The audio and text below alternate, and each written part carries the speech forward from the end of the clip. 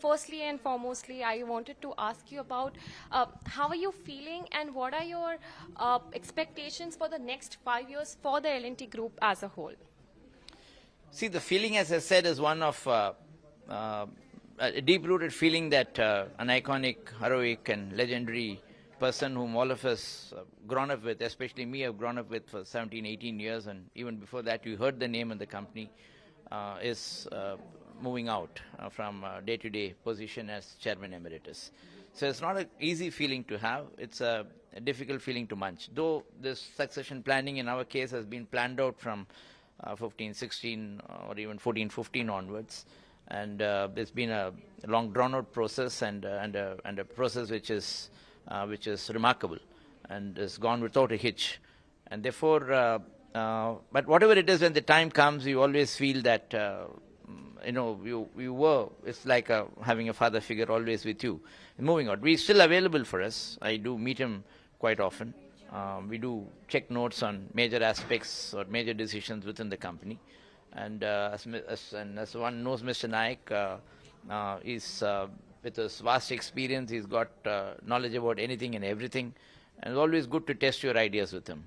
And therefore, but from the other factor, the matter is that now there's a huge responsibility. In a way, I'm the face of the company, though there are terrific colleagues inside who handle individual verticals and who run big setups within the company. So it's a responsibility on all of us, on the e-com, on the independent executive directors at LTI Mindtree, LTTS, and at L&T Finance. But very capable people, all strong leadership from within the company, so trusted colleagues, emotionally involved with the organization, deeply committed, totally, all of them spend enormous time in the company to do what it takes to move the organization forward, highly ambitious, aspiracious. So I feel comfortable from that point of view that it's a good platform that we have. So we have, along with Mr. Naik, we have spent, I myself have spent sufficient time in bringing this leadership up. And within that, there is an N-1, N-2 leadership also available. So we feel comfortable, but at the same time, there is this tinging thought or a missing heartbeat saying that, yeah, I hope whenever we take a decision, we take the right decision that he would have taken to move this elephant in the right direction. And that's a nice feeling to have, if I can put it that way. Right. So let me talk about LTI Mindtree first, talking about the leadership succession and the churning happening at the company. So what kind of churning do you expect going ahead, if you expect any? And also wanted to know about DC's succession as his plan, as his term might get over. I think we clarified it in the press. When somebody has a term till December 25, and for the board to decide what it is after that, to decide 18 months before what is going to be his succession is something which is not necessitated right now. None of us have thought about it. None of us have discussed it. There is a time for it to be discussed. It's a very professional company, and we will discuss it at the right time. Then there's an NRC and the board to be informed about it, and they also have to agree to it. So it's a very long way off. That right now, the whole head and mind is on to capture the growth, to grow the company, to be in the ecosystem where we need to be, and leadership succession is not on the mind at all. There are sufficient leadership available. There is good people available, and we'll take the appropriate decision at the right time. It's just not even come into the mind, so just don't keep bothering about it at the moment. It's not required at the moment. Okay, sure, got that. And also, sir, talking about IT and the sectors, BFSI and communication was into pressure for mostly all of the IT companies. But when we look at the big banks, though those banks are spending well on IT, but it is not getting reflected in the revenues for the company. So what are your comments on these sectors?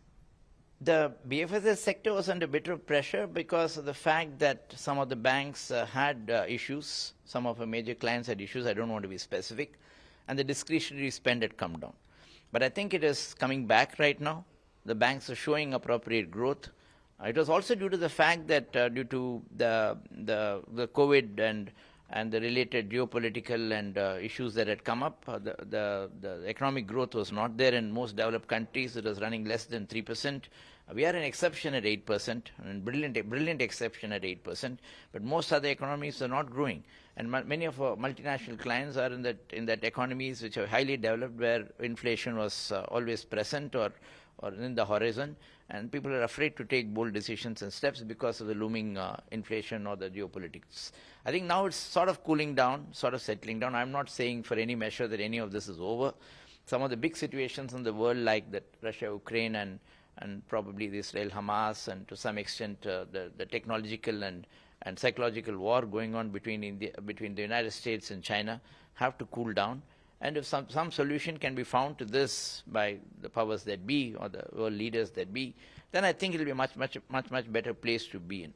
As you are also aware, nearly more than 130 odd countries are going for elections. India has finished its elections, but UK is going through an election. France is going to go through all of a sudden. US is going to go through a major election. So these are very, very critical elections. Much of the world depends on the kind of leadership that is going to evolve there.